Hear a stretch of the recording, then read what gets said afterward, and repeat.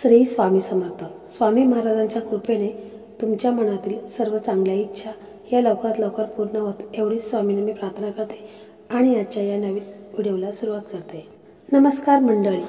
तर आजच्या व्हिडिओमध्ये आपण जाणून घेणार आहोत की आपल्या खिशामध्ये आपल्याला ह्या दोन वस्तू ठेवायच्या आहेत, त्यामुळे समोरची व्यक्ती तुमच्या इशाऱ्यावर नाचू लागेल. तर व्हिडिओ खूप असा महत्त्वाचा आहे आणि तो मी अगदी थोडक्यात सांगायचा प्रयत्न करणार आहे. तर व्हिडिओ हा स्किप न करता शेवटपर्यंत पहा. चॅनलवरती नवीन असाल तर चॅनलला सबस्क्राईब करा. व्हिडिओ पाहत असताना व्हिडिओला लाईक करा. श्री स्वामी समर्थ अशी कमेंट करा. चला तर मग व्हिडिओला सुरुवात करूया. तर बघा, आजचा उपाय खास अशा लोकांसाठी आहे ज्यांना आपल्या घरात, कामाच्या ठिकाणी किंवा समाजात मान मिळत नाही. जर तुमच्या जवळची व्यक्ती तुमचा सतत अपमान करतात, अगदी लहान सहान गोष्टीवरून तुमची चेष्टा केली जाते, तर हा उपाय आपल्यासाठीच आहे. तसेच स्त्री असो किंवा पुरुष असो, कोणीही हा उपाय करू शकता. या उपाय बद्दलची संपूर्ण माहिती आजच्या व्हिडिओमध्ये आपण जाणून घेणार आहोत. तर पहा, अनेकदा घरातील स्त्रियांना सासरच्या मंडळींचा त्रास होतो. अगदी त्यांचा नवरा सुद्धा त्यांचे म्हणणे ऐकून घेत नाही आणि सततचे त्यांना टोमणे मारत जातात. तर अशा महिला सुद्धा हा उपाय करू शकतात. या त्रासापासून आपली सुटका करून घेऊ शकता.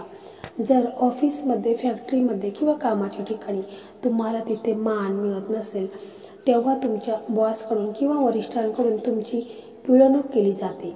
अशा वेळी सुद्धा काही ठिकाणी आपण हा उपाय अगदी बिनधास्तपणे करू शकता. ज्या ज्या ठिकाणी तुम्हाला विनाकारण त्रास होतो, तुमची कामे, अडचण, जास्त महत्त्वाचे काम आहे जे तुम्ही काम करायला जाताना समोरची व्यक्ती ते काम करण्यास नकार देते, ती व्यक्ती कधीच होकार देत नाही. अशा वेळी समोरच्या व्यक्तीवर मोहिनी निर्माण करण्यासाठी, आपला ठसा उमटण्यासाठी आपण हा उपाय करायचा आहे. यासाठी आपल्याला दोन सामग्री लागणार आहेत. तर पहिली वस्तू म्हणजे आपल्याला मोरपीस लागणार आहे. कारण हिंदू धर्मशास्त्रात आणि वास्तुशास्त्रात, तसेच ज्योतिषशास्त्रामध्ये आणि इतरही तंत्रमंत्र शास्त्रात फार मोठे महत्त्व आहे.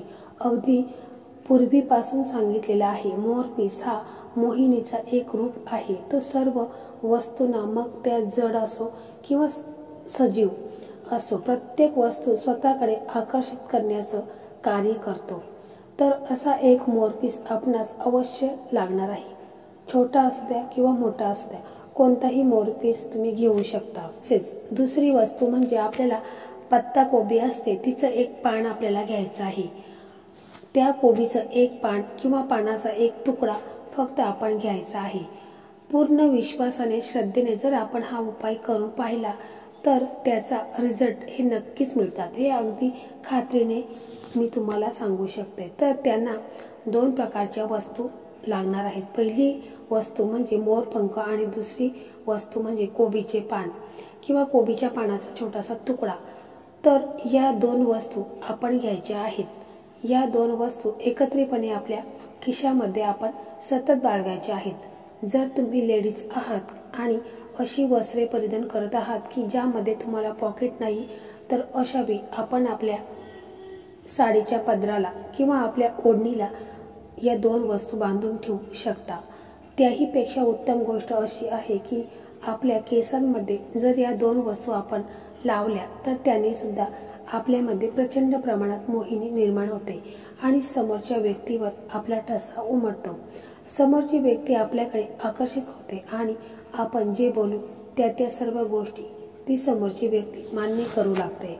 तर ज्या महिलांना नवऱ्याचा त्रास आहे, सासू सासऱ्यांचा त्रास आहे किंवा ऑफिसमध्ये तुम्हाला कोणी मान देत नाही, इज्जत देत नाही, तर अशा व्यक्तीने अवश्य हा उपाय करून बघा. एकदम साधा आणि सोपा उपाय आहे.